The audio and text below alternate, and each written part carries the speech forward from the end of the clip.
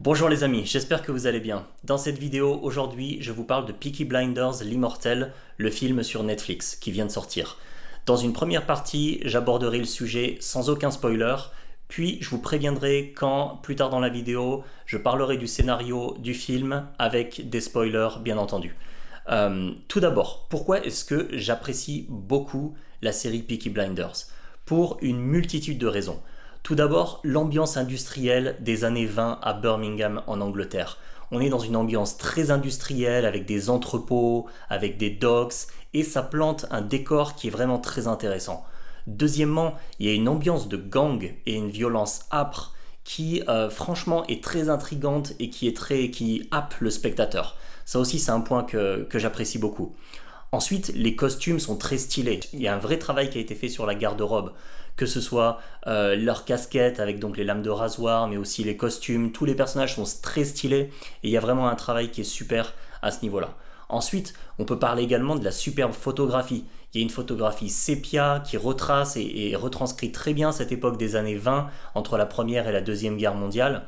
Par ailleurs, on a une utilisation du slow motion qui est vraiment intéressante dans la série, à des fins de dramatisation ou de focaliser l'action sur certains moments précis. Par ailleurs, une des raisons majeures pour laquelle cette série est vraiment un succès, c'est son casting qui est excellent, mené par Cillian Murphy, mais avec également une multitude de personnages secondaires qui sont des excellents acteurs et actrices. L'acteur par exemple qui joue Arthur Shelby est particulièrement convaincant, mais également la regrettée actrice qui joue Polly aussi, un personnage qui est intense, qui est fort, qui a de la poigne. L'actrice qui jouait Grace aussi, Annabelle Wallis dans les premières saisons.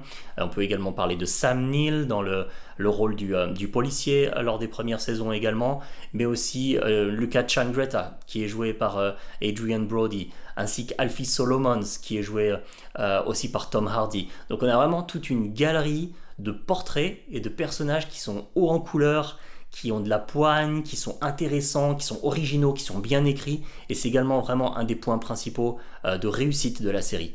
J'ajoute la musique rock également, cette musique qui tranche complètement.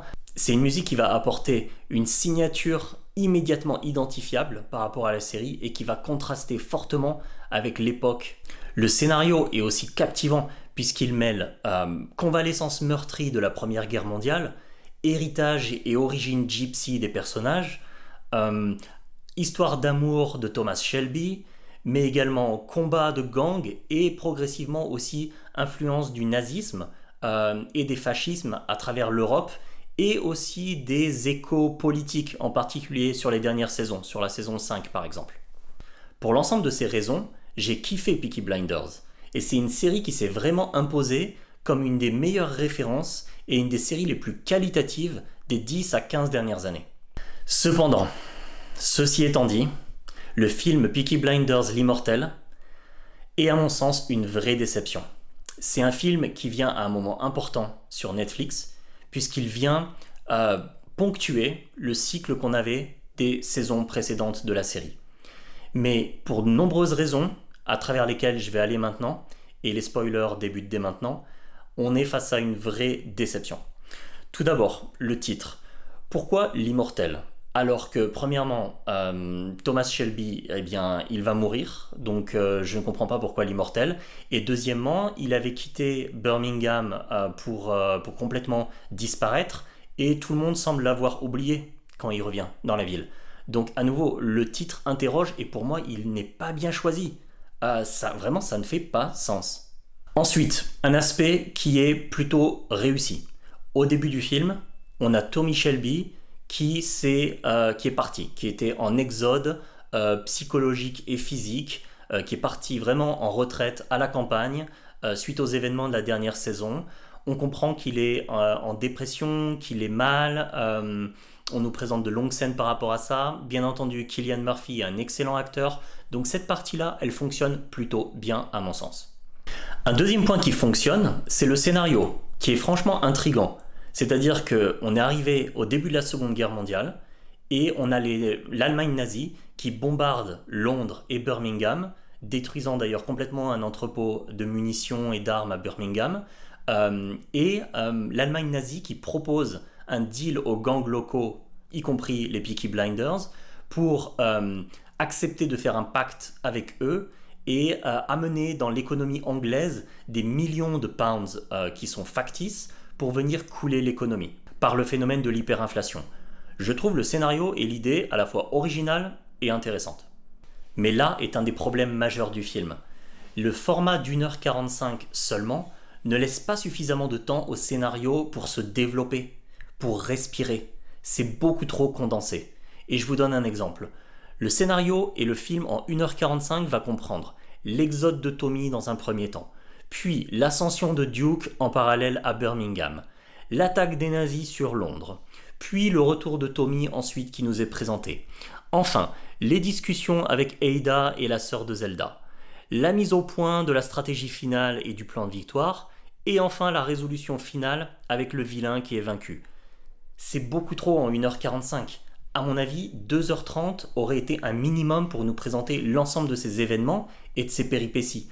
Là, c'est beaucoup trop condensé, on ne laisse pas respirer le scénario, et ça fait qu'on ressort assez frustré et on a l'impression qu'on nous a rushé un scénario qui tout simplement, malheureusement, ne peut pas s'exprimer et ne passe pas.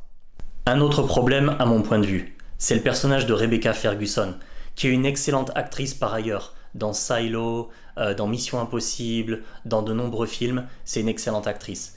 Mais là, son personnage, y a quelque chose qui cloche.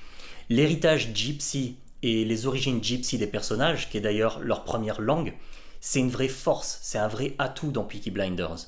Ça nous a toujours été présenté comme vraiment un pilier de Thomas Shelby. Mais là, on a un personnage qui est joué par Rebecca Ferguson, tout d'abord qui débarque, qu'on n'avait jamais vu auparavant dans la série, donc c'est un personnage qui n'est pas installé, et ça fait une différence majeure. Et puis ensuite, son personnage, il est trop ésotérique, il est trop insaisissable, il est presque évanescent. On comprend que son but, c'est de couronner le futur roi gypsy, mais ce message, il paraît trop intangible, quasi métaphysique, mais on le saisit pas suffisamment, il n'a pas assez de teneur, pas assez de prise. Et à mon sens, c'est un gros souci. La plupart des scènes qu'il y a avec Tommy Shelby et avec elle, le personnage de Rebecca Ferguson, je comptais presque les secondes jusqu'à la fin de la scène. Sincèrement. Parce qu'il y a quelque chose qui, franchement, ne marche pas. Un autre souci. J'ai trouvé personnellement qu'il y avait un raccourci très embêtant, vraiment c'est un gros problème, entre le début du film où on nous présente l'ascension de Duke à Birmingham, donc comme quoi il est le nouveau leader, le nouveau meneur des Peaky Blinders, qu'il est violent, qu'il est clivant, qu'il a vraiment pris le pouvoir. Et alors que Tommy de son côté est complètement laissé à côté et dans le désespoir et seul dans sa maison en countryside. Et le retour de Tommy Shelby, on s'attend à ce qu'il soit dur, qu'il soit âpre, il va falloir revenir et combattre presque main après main pour reprendre contrôle de Birmingham, puisque Duke vraiment a complètement pris le pouvoir. Eh bien non, en une seule scène, une scène dans la Maragadou avec des cochons, avec des truies tout autour, combat à main nue entre le père et le fils, et c'est terminé, c'est acté, en une scène et 2 minutes finalement, tout est terminé. Alors que Thomas Shelby, il n'existait plus, avait disparu de la face de la Terre, et que Duke avait complètement pris le pouvoir, était le nouveau roi des Peaky Blinders. En une scène, c'est terminé. Non, désolé, le raccourci, il est énorme. Il aurait fallu installer progressivement le retour de Tommy Shelby. C'était la seule manière de rendre crédibles les choses. Pour moi, là, il y a un vrai problème. Un autre problème et obstacle majeur, c'est le personnage d'Ada. Ada, dans les saisons précédentes, dans la série, c'est un personnage de support. C'est un personnage qui est là pour aider les protagonistes, qui est vraiment là en soutien, en conseil, en support. Et là, dans le film, on a un changement à 180 degrés de son personnage qui devient un personnage de force, un personnage puissant, qui va intervenir, qui va prendre des décisions drastiques, radicales, et finalement se muer en Polly. Donc le film, il nous transforme Ada en l'ancienne Polly, qui était, comme Margaret Thatcher, une main de fer dans un gant de velours, qui était un personnage qui était âpre, qui était teigneuse, qui avait de la conviction, du charisme, de la puissance dans ses décisions, et ça se sentait puisqu'elle tenait le paquebot, elle tenait le navire quand les Peaky Blinders disparaissaient dans le passé, quand ils n'étaient pas aux affaires. C'était vraiment la matriarche du gang. Et là, Ada prend d'un seul coup ce rôle, mais ça cloche en fait. Il y a quelque chose de bizarre, il y a quelque chose qui va pas avec ça. Et clairement, ça perturbe le spectateur qui a suivi les saisons précédentes. Il y a quelque chose qui ne colle pas. Ensuite, il y a un autre souci, mais qui nuit de manière énorme au scénario. La mort d'Arthur Shelby, donc le frère de Tommy. Depuis le début de la série, Tommy Shelby est le stratège. Il a vraiment le rôle du stratège froid, qui est dans le calcul, qui est dans la vision à long terme, qui est rationnel, qui échafaude les plans. Alors que son frère, Arthur Shelby, est beaucoup plus dans l'exécution tactique, opérationnelle, et il a un caractère qui est extrêmement volatile, qui est enflammable et qui est par moments incontrôlable. Mais là, le fait qu'on nous présente via un flashback, le fait que Tommy ait donc tué son frère, dans une scène d'ailleurs dans une voiture sombre où on ne voit rien, où on ne nous montre même pas le visage d'Arthur Shelby, alors qu'on a suivi Arth pendant X saisons auparavant, et là on ne voit même pas son visage, on ne voit même pas ce qu'il advient de lui, juste que son frère l'a tué dans une voiture, dans une scène sombre. Ça ne fait pas de sens, c'est bizarre, c'est étrange, franchement ça nous laisse douteux.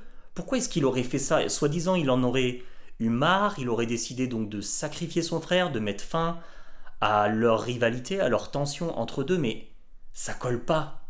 Franchement, et ça c'est un énorme problème pour le scénario, puisque la dynamique fraternelle, Tommy et Arthur, sur toutes les saisons précédentes, c'est un point névralgique, c'est un point critique du scénario. Et là, il a décidé de le tuer, on ne voit même pas son visage, on distingue un quart de la scène dans une voiture sombre où il l'a fait, et c'est terminé.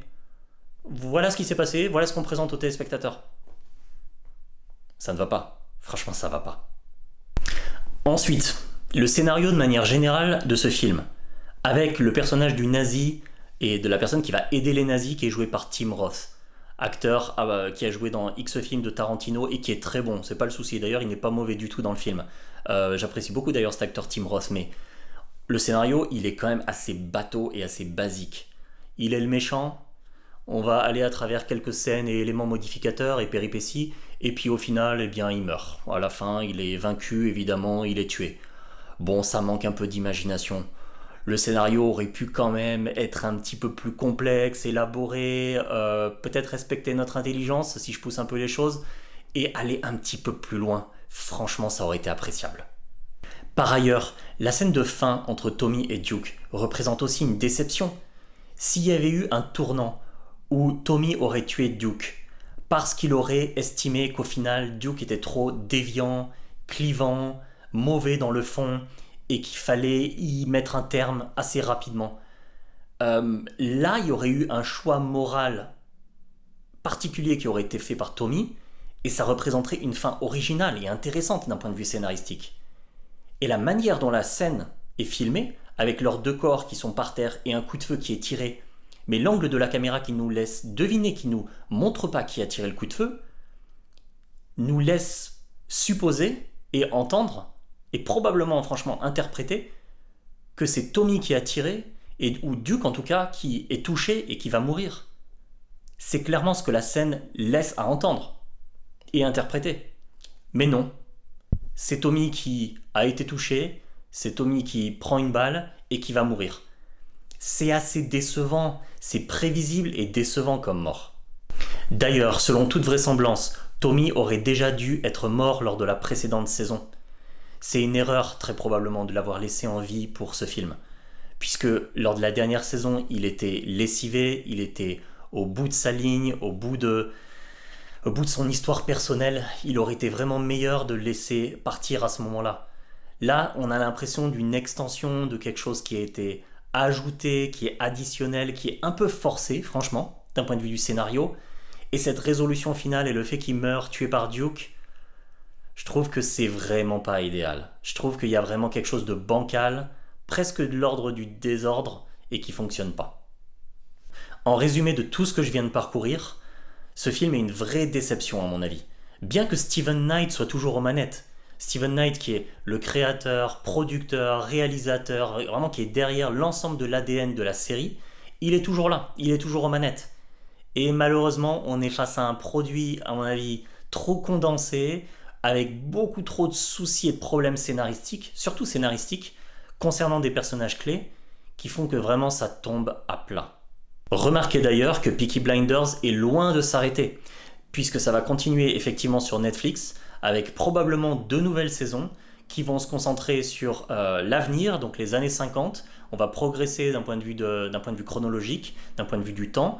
On devrait probablement avoir le personnage de Barry Keoghan. Pour le moment, c'est pas confirmé que Barry Keoghan, qui joue donc Duke, va revenir dans ces prochaines saisons. Mais il va y avoir donc de nouvelles saisons sur Netflix. À voir ce qu'ils vont réussir à nous raconter pour cette suite. Personnellement, après cette déception du film, je suis à minima sur le qui-vive, si ce n'est déjà aux 3/4 déçu et n'attendant pas grand chose de cette suite de la série. Je regarderai quand même parce que pour laisser le bénéfice du doute et parce que je suis quand même toujours intrigué. Donc restons optimistes, mais on vient de prendre quand même là un coup de dur et une déception qui franchement douche notre enthousiasme. Qu'en avez-vous pensé de votre côté? Est-ce que vous avez observé des lacunes et des incohérences comme je l'ai fait? Ou est-ce qu'au contraire vous êtes hypé et particulièrement enthousiaste et excité par ce que vous avez vu lors de ce film? En tout cas voilà, c'était mon avis personnel. Comme toujours sur ma chaîne, c'est les valeurs que je mets en avant. Je vous donnerai toujours le positif, les atouts de ce que j'ai observé, mais aussi les faiblesses ou les incohérences, pour toujours avoir un avis le plus nuancé, le plus objectif possible. N'hésitez pas à mettre un pouce vers le haut à cette vidéo et puis à la commenter, c'est vraiment important pour le référencement sur YouTube. N'oubliez pas également de vous abonner à la chaîne. Vous retrouvez dans le catalogue d'ores et déjà de la chaîne beaucoup de contenu sur le meilleur des films et des séries. C'est le cœur de ce que je fais sur la chaîne. Et puis également, vous retrouverez bientôt de nouveaux contenus, donc des news, des analyses et mes avis sur des films et des séries. Donc n'hésitez pas à vous abonner, ça sera vraiment top. Et d'ici là, je vous dis à très bientôt et portez-vous bien.